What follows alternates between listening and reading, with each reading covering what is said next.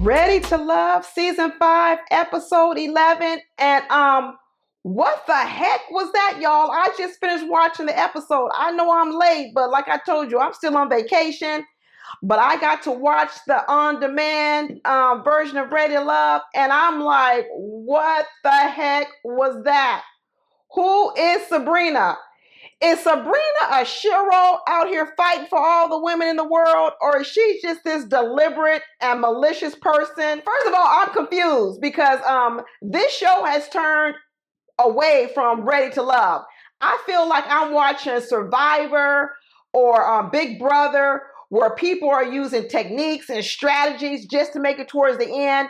And it's not really about finding love anymore. It's about how long can I string a person along? How long can I trick a person? How long can I fake a connection just to make it to the end? To be what? I don't know. What's the prize at the end? To be the last one standing? Is that what the prize has become in this show? Is love not now the first prize? I think Sabrina has been one of the most polarizing people on the show in a long time. And you know what? It did make for an exciting show. Because for some people out here, Sabrina's a Shero. Sabrina's out here standing up for what she wants. Sabrina's out here not so-called settling for anything less than what she wants. Sabrina is letting you know what her standards are, and you need to meet her standards, and she ain't lowering her standards for anybody. And to some people, she's a Shero out here. Sabrina can dish it, but let me tell you, she can't take it.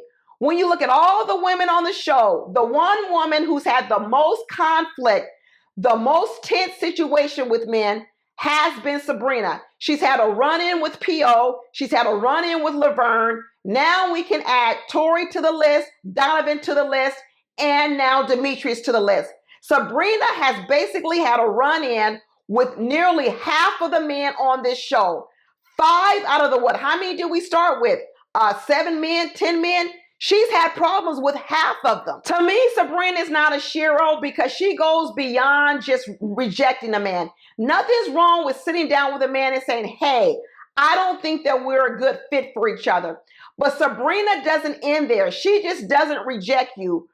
Sabrina likes to pick you apart and destroy you and execute you in the public town square. She likes to stand over your body and beat her chest. That is a whole nother level. When Sabrina sat there and talked about Donovan's dirty fingernails, she told everybody that this was more than about rejecting Donovan. This was more than telling Donovan that they were incompatible. This was about Sabrina being upset that Donovan didn't allow her to execute her in public and on camera like she wanted to do to Tori and Demetrius. Sabrina wanted to be the one to reject Donovan in person in front of the camera, and Donovan stole that moment from her, and she was upset about it. She wanted to do with Donovan on camera what she did to Tori on camera, what she did to Laverne on camera, and what she did to P on camera. And what Donovan did was he read the signs on the wall when it came to that retreat. When they were at that retreat, Donovan didn't like the way that Sabrina was cozying up to Demetrius. Donovan didn't like the way that Sabrina pulled him to the side and lectured him about whether or not he was ready to love. He didn't like any of it. So at that time, he started turning more of his attention towards Carmen. Remember, he and Carmen were in the hot tub. Carmen had her feet put up on Donovan. He started cozying up to Carmen even more. He already knew at that point in time that he and Sabrina were not going to be a couple. But what that did was that was starting to rob Sabrina of her moment to take down Donovan in public like she had done to P.O. and Tori. And Sabrina didn't like it. That's why Donovan said Sabrina took off his neck after that. That's why Sabrina's sitting on TV talking about dirty fingernails and getting down in the mud and saying malicious things. That's like a man rejecting a woman and then talking about, oh, well, you know what? And I didn't like her old ugly weave. Now, if a man had said something so personal about a woman, we would have a completely different attitude like this. But as far as deep as Sabrina dug, the way she's tried to stick that knife into Donovan, only because he didn't give her an opportunity to execute him in public, oh, that's malicious. Sabrina doesn't just like the rejection. She enjoys and relishes in the public execution. And her game plan all along was to take all these men down one by one. Sabrina knew when she published that manifesto that none of these men were anything what she wanted. But she didn't choose to self-eliminate like the aces of the world did and other people did. No, Sabrina made it up in her mind that she don't want these men, and she's going to publicly execute them on camera in front of everyone else. And she was saving the biggest fish, the biggest takedown of all, with Demetrius. You remember, Demetrius rolled up in here with lots of women liking him. Demetrius is a 21-year war veteran. Demetrius was calm, cool, and collected. Demetrius wasn't chasing everybody. And Sabrina wanted to leave Demetrius for the last takedown, the last execution. And her plan was working brilliantly until Donovan threw that wrench in and said he chose Carmen over Sabrina. And Sabrina got angry, and that's when it got nasty. And then after that, she goes on and just moves on to Demetrius. But Demetrius didn't see it coming. Sabrina had checked out on Demetrius long time ago, especially when she met that friend and they talked about being submissive and he wanted someone submissive. Sabrina knew then and well before then that none of these men were for her. But she strung them along. She set them up for the great big kill at the end. And Donovan got out, but Demetrius, he didn't get out. And in the end, she slaughtered him and sliced his neck right in the public town square. Some women are taking the Sabrina playbook and they say, you know what, I'm going to take this on the road.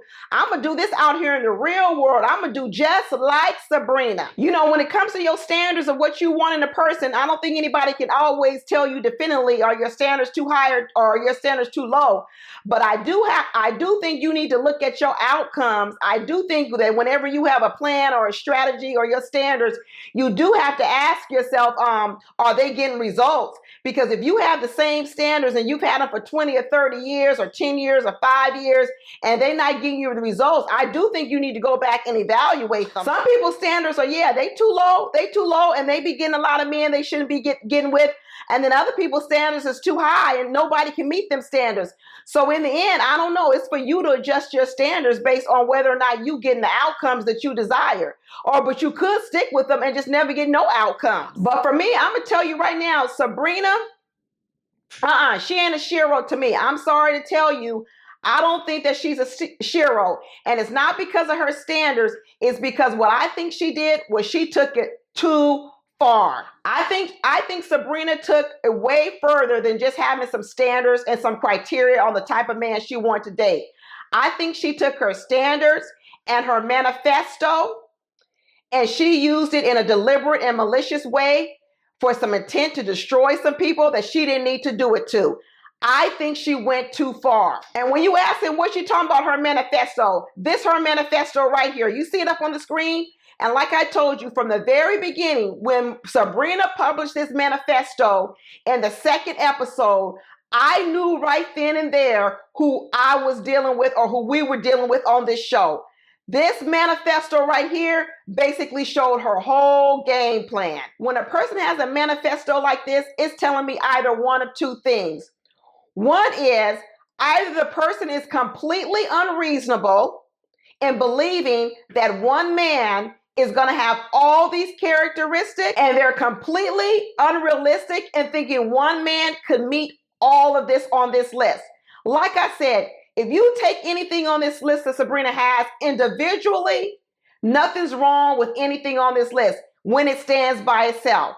The problem is when you ask for all these things wrapped up into one person. So when she published this manifesto, I said, one, she has got to be either unrealistic or number two, she doesn't think it's unrealistic at all because she actually believes she's all these things and she wants a partner to match her, which means she's delusional if she thinks she's all these things. So she only can be one or two people. She's either unreasonable in her expectations or another, or she thinks too highly of herself and she actually believes she's only asking for what she is, and so therefore her list is reasonable. I believe that Sabrina is number two. I think Sabrina thinks she's all these things on this list, and nothing is unreasonable about what she's asking for from the man. But this is where I diverge from Sabrina. I don't think Sabrina is all these things on the list. Sabrina is one of those people that believes that if she accepts any man less than what's on this list, she is settling for that man. And what she doesn't give credence to is the fact that she too has a lot of deficiencies. So although she sees the man's deficiencies and how she will be settling for less than what she wants, she doesn't believe the man is settling with her. And Sabrina, they're absolutely settling with you as well, because you, just like everyone else out in this world, have a lot of deficiencies. But the problem is Sabrina doesn't see her own deficiencies. She sits herself up on a pedestal and she's critic number one. Like I told you, she's boardroom, she's surgical. And the thing about Sabrina that gets a lot of people wrapped up is it doesn't mean that some of the things that Sabrina says aren't true, right? The problem is she sits in judgment of others when she herself has a lot of deficiencies and character flaws as well. And when people call her on her deficiencies, she can't take it. She blows up. Demetrius talks about how he learned something. Demetrius talks about how he's going to do things differently. So for all you ladies out here, when you're out here dating and you meet the Demetriuses and the Donovans of the world, and you feel like that man's not giving you their all, and that man's not trusting you, and that man's not opening up, you can thank the Sabrinas of the world. Women who don't handle men with care when they reject them. You can reject a woman and you can reject a man, but you don't have to do it the way Sabrina did. And that's why I say she's no Shero of mine.